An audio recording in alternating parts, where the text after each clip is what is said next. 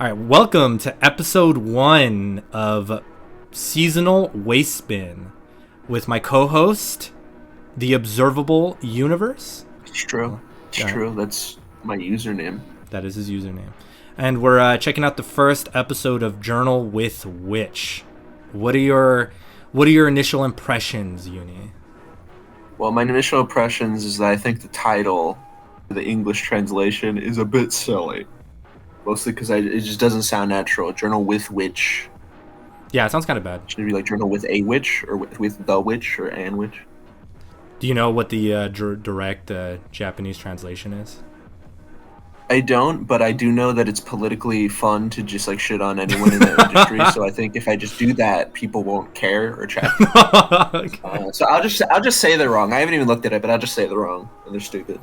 I think my initial impressions, and I think I already talked to Uni about this offline. A bit of a spoiler, I shouldn't have done it. But I really like this show. Just like off the rip, I really, really like it. It's exactly what I wanted. When we were deciding what we wanted to watch, I read the description for this, and I kind of just like immediately gravitated towards it. It was the kind of melodrama that I wanted, and so far it's nailing it all on the head. When I read the description, the first thought, and I did tell you this, was old light novel anime adaptation called like "Girls, I Am Your Father," where it's this premise, but like basically,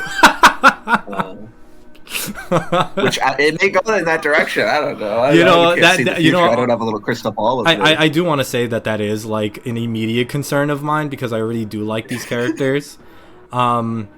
Essentially the premise is, for anyone who might just be jumping in who doesn't know anything about the show for some reason, essentially Asa, one of the main characters, both of her parents died in some kind of truck related incident, and I think her name is Makio, is the only person that's really giving Asa any time of day, where it seems everyone else around her is just kind of like doesn't really seem to care about her. But the problem there being is that Makio had a very strained relationship with Asa's mom.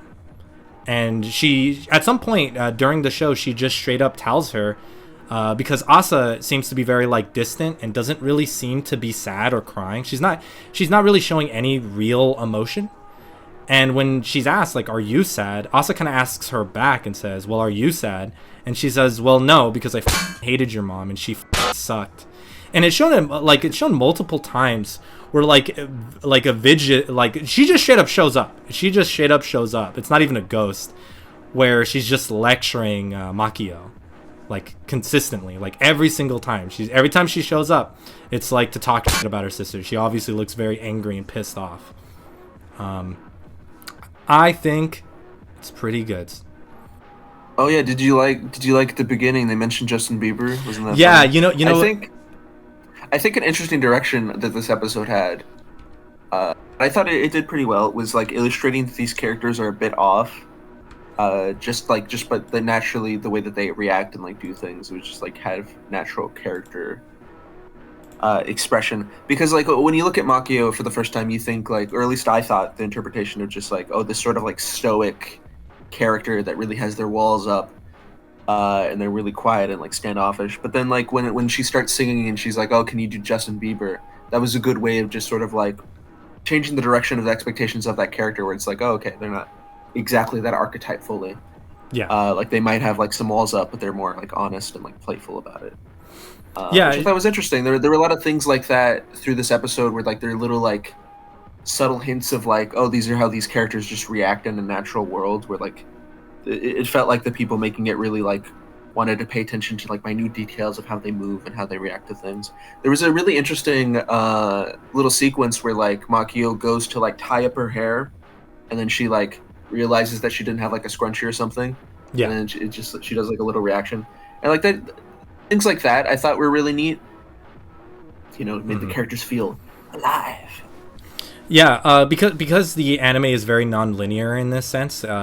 We kind of catch her a little bit more when she's like goofy in the middle, and one of those parts is like when they're eating food and Asa puts like a little wiener on her plate or inside of her sandwich, and it falls, and Makio laughs at her. Yeah, she laughs at her, and as soon as because she goes like, well, why didn't you tell me? And she's like, oh, I'm sorry.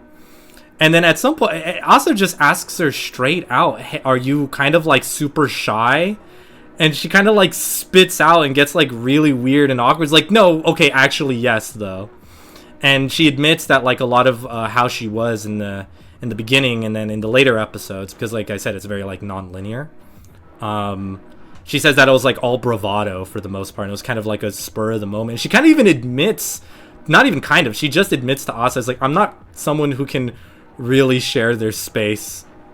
And then that's when Asa hits her with the huge like the huge what? Classic anime. Yeah, which I really enjoyed, but Makio, which is funny because she doesn't just any other anime. I think they would just let that sit, but Makio goes as far as calling her out, saying, "Can you please not do that? That like really hurts my feelings." and Asa reacts by saying that she didn't even realize that adults could get their feelings hurt like that, which I really enjoyed. Which I think is like a little bit of a self-report. I've always been someone of the opinion that you know someone has matured into like a real thinking adult when you realize that your teacher is a real person. And Asa very clearly has like never experienced that before. She has never realized that adults have the same emotions like you and me.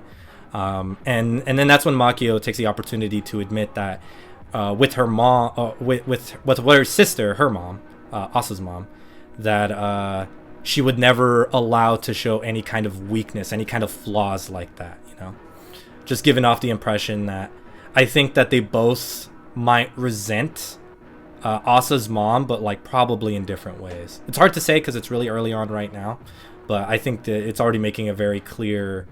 It's making it very clear that their mom was very strict with them. Probably not a very pleasant person to be around. Did you like? This is a big thing. I think this is the most interesting thing to me about the anime is the character designs, where I get the feeling that the artist wanted like a more sort of realism bent to it, which I think is interesting. Like the women depicted in the show aren't like one-to-one, like sort of like the perfect ideal of a woman. They have sort of like they're not ugly, but they sort of have like features that you wouldn't immediately assume on a woman. Where like they're like very I would, yeah, I was about to say that. I would definitely describe them as masculine. I'm trying to remember how Asa describes Makio, but she describes her eyes of one of like a wolf without a pack. I think it's something around those lines, and it's because it's very sharp, it's very predatory, and I think that was done purposely, and that's like a very masculine thing. And yeah, it's good. When I was watching this, I initially thought, well, not really, but if it wasn't for the fact that I had read the synopsis, I would have looked at Makio and been like, is this a guy? And it wasn't until they started talking I was like, wow, okay, their voice is a lot more feminine than I was expecting. But yeah, they're very, very, both of them too, not just one or the other. I'd say in the anime, Asa is definitely seems to be a lot more soft, but in the manga, Asa definitely comes off as a lot more masculine alongside of her. Like here, I'm gonna show. I think what I really appreciate about the show on a sort of I don't know about meta level, but in sort of just like as a viewer, as a guy who likes the anime medium and like thinks about it a lot, I really appreciate it to like as an example of just like anime doesn't have to be just like this one thing, because I think in a lot of popular spaces, you know, people use the term anime to like mean something like really specific. Like when you think anime, there's an image that pops up in your head, and people just assume like, oh yeah, those are just variations on that idea. But like with an anime like this, where it's just like it is not trying to be sort of the stereotypical in your mind's eye what you imagine in anime, I really appreciate that there are works like that that are like trying to do different things in the medium. Yeah, they're going different directions. Because that sense of realism permeates, I think, through the whole production, and I think it really benefits from having those sort of character designs, and it sets the mood very well. Yeah, I think so. I think it's pretty good. I think the biggest part that I was having difficulty with, which is something that I feel like even the viewers that are coming in to watch this video, is the bit with let me get to it, and I think you know what I'm going to say before I say it, and it's with the basin, Because at some point, Asa brings up the basin and is asking for the kanji of it. And I will say, and let me pull this up on screen real quick. Where is it? This is unfortunately where we show that we're filthy Westerners and we haven't lived in Japan. We don't know Japanese. Yeah, there's a bit in the manga where Asa just blurts out after being in her desert, like after she was like disassociating. Mindscape. Yeah, her mindscape of loneliness. In her Scott Pilgrim mental world. Yeah, exactly. Yeah, unironically. Where she gets snapped out again of it by Asa. She just kind of blurts out like, what is the kanji for basin? Which was something that the manga did that the anime didn't for some godforsaken reason, is that I have it here on the screen. She's very clearly trying to remember the kanji of basin, and she brings up bucket and it's like, no, that's not it. She has sack and she's like, no, that's not it. That's clearly wrong. But in the anime, they just completely skip that part. So she just kind of blurts that out after she is done. After she snapped out of her like loneliness desert. She just blurts out to her, hey, what's the kanji for basin? Which a more direct or correct translation would be wash tub. And it's hard to say if this has more significance or not. It's like how Uni said that this might just be one of those things that's going over our heads because we're filthy Westerners and we're like missing the nuance of what the kanji could like really mean or represent. And again, something that anime did that like really pissed me off is while she's in the desert, and again, this doesn't happen in the manga. In the manga, she hasn't really started hitting the desert yet up until this scene. But in the anime, she is in the desert, and when she starts talking about water, the initial impression that you would have as a Westerner, and rightfully so, is that you think that she wants a drink of water. She wants a basin of water so she can drink. But in the more correct translation, it would be for wash tub, which I thought was really interesting. But I think that I think that I figured it out, and I feel really justified in this. I think it's a lot more surface level. I think when she's asking for a basin, when she's asking for that tub of water.